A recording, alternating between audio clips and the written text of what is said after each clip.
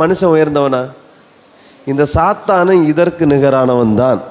ஆனவன் தன்னை சிங்கத்தை போல காட்மித்து கொண்டு இருக்கிறான். இதற்கு பயந்து நம்ம ஆளுங்க காய்ச்சல், மயக்கம், வாந்தி, பேதி இதெல்லாம் எடுத்துட்டு இருக்காங்க. காரணம் ஒரு எலுமிச்சம்பழத்தை பார்த்து பயப்படுறது. சொன்னேன் இல்லையா, அவங்க அப்படி சாபம் விட்டுட்டாங்க, உன் குடும்பம் அழிஞ்சு போன்னு சொல்லிட்டாங்க. நைட்டு ஃபுல்லாக தூங்குறதே இல்லை. செய்வனை வச்சிருப்பானோ? ஒருவேளை வச்சிருக்கலாம், எப்படி வச்சிருப்பான்னு தெரியலையே. ஒரு லேசாக ஒரு மண்டை காய்ச்சல் வந்து லைட்டாக தலைவலி வந்துட்டான், அவன் வச்சிருப்பான். அன்னைக்கே சொன்னான். அவன் என்ன சொன்னான்? அன்னைக்கே சொன்னான்.